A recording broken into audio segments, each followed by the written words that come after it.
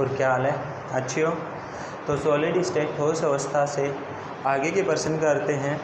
अंतरकाशी दोष किसे कहते हैं? अंतरकाशी दोष किसे कहते हैं? अंतरकाशी दोष किसे कहते हैं? अब हमें ये पता होना चाहिए कि अंतरकाशी होता क्या है, अंतरकाशी स्थान कौन सा होता है। तो उसके बाद हमें पता चलेगा कि अंतरकाशी दोष होता क्या है। हमारे पास कोई भी जालक का निर्माण हो रहा है, इस प्रकार से कोई भी जालक है,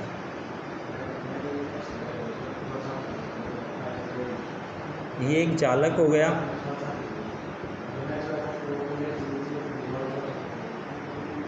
जालक के बीच में जो ये स्थान दिख रहा है, ये वाला स्थान जो भी एक्स से बना हुआ है, ये जो स्थान है, ये स्थान क्या कहलाते हैं?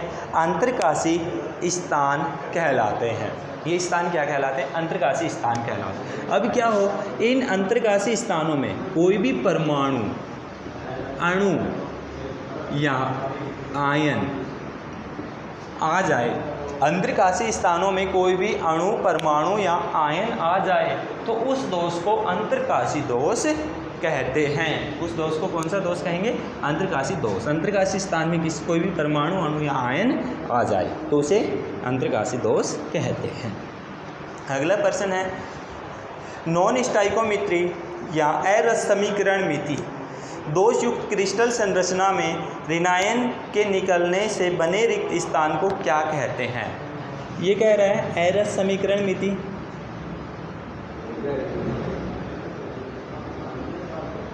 मिति दोष में ऋणायन के निकलने के बाद बने रिक्त स्थान को क्या कहते हैं? हमारे पास अरस समीकरण मिति दोष कौन सा होता है कि आयनिक अनुपात यदि समान नहीं है, किसी भी दोष में आयनिक अनुपात समान नहीं है तो वह अरस समीकरण मिति दोष कहलाता है। यदि अरस समीकरण मिति दोष में एक ऋणायन बाहर निकल जाए, जालक से एक ऋणायन बाहर निकल जाए तो उसके स्थान पर क्या उत्पन्न हो जाता है या उस स्थान को क्या कहते हैं, ये हमें बताना है।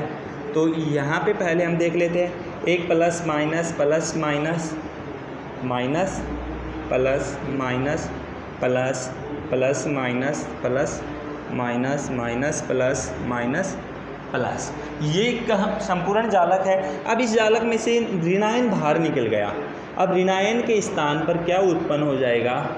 एफ केंद्र उत्पन्न हो जाता है। क्या उत्पन्न हो जाता है? एफ केंद्र उत्पन्न हो जाता है, जिसके कारण जालक को रंग मिलता है, अर्थात रंग प्रदान एफ केंद्र के कारण ही होता है। इसके ऊपर आगे प्रश्न आएगा, शॉर्टकी दोष कब उत्पन्न होता है?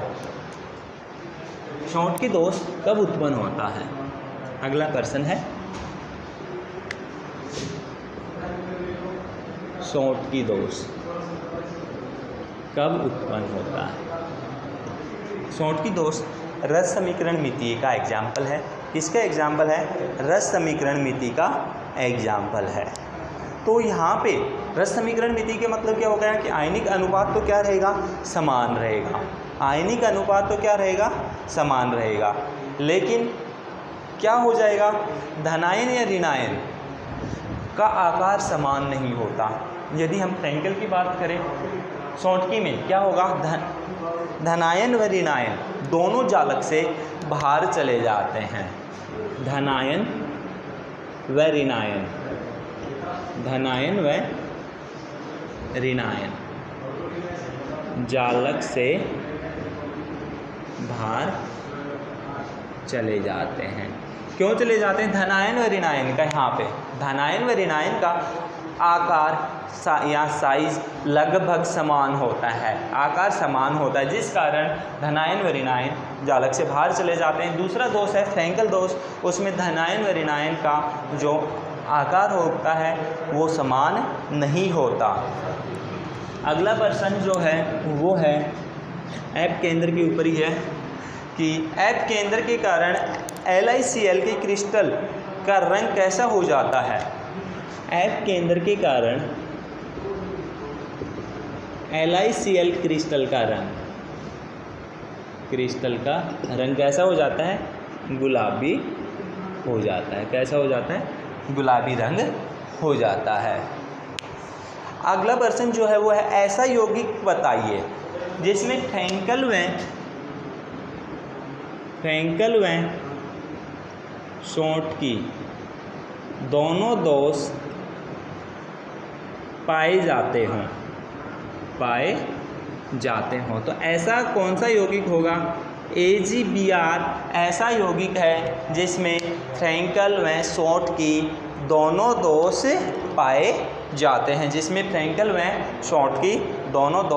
पाए जाते हैं, अगला प्रश्न जो है वह है अर्धचालकों की चालकता कितनी होती है। चालक कितने प्रकार, चालक जो ठोस में चालकता के आधार पर बैंड सिद्धांत के आधार पर डिवाइड किया गया है, 3 है, चालक, कुचालक और अर्धचालक। तो यहाँ पे जो प्रश्न पूछा गया है कि अर्धचालकों की चालकता कितनी होती है। अर्धचालकों की चालकता कितनी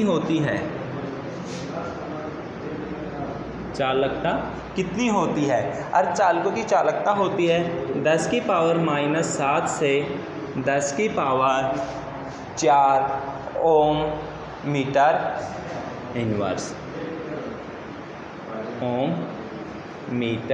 इनवर्स होती है।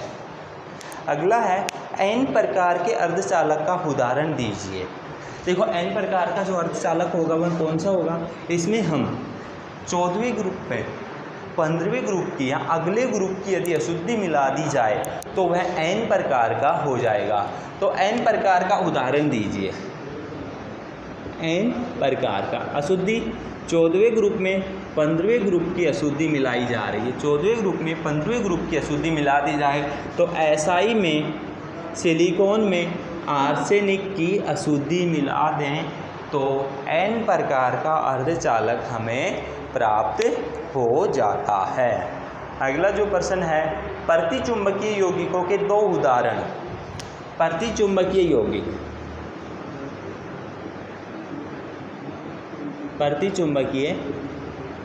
यौगिकों के उदाहरण। प्रतिचुंबकीय यौगिक कौन से होते हैं, जिनमें सभी इलेक्ट्रॉन युग्मित हों वे यौगिक प्रतिचुंबकीय यौगिक कहलाते हैं। एग्जाम्पल Na2O और H2, बहुत सारे एग्जाम्पल हैं, यहाँ पे 2 ही एग्जाम्पल पूछे हैं हमसे। अगला जो प्रश्न है Na2O में Na की समन्वय संख्या, Na2O में Na की समन्वय संख्या कितनी होती है। Na की समन्वय संख्या 4 होती है। कितनी होती है, 4 होती है। अति चालकता किसे कहते हैं, अगला जो प्रश्न है वह है अति चालकता किसे कहते हैं। इसका आंसर होगा किसी पदार्थ का वह गुण जिसके कारण एक निश्चित ताप पर इलेक्ट्रॉनों को प्रवाह में कोई प्रतिरोध नहीं होता हो। इम्पोर्टेंट प्रश्न है अति चालकता।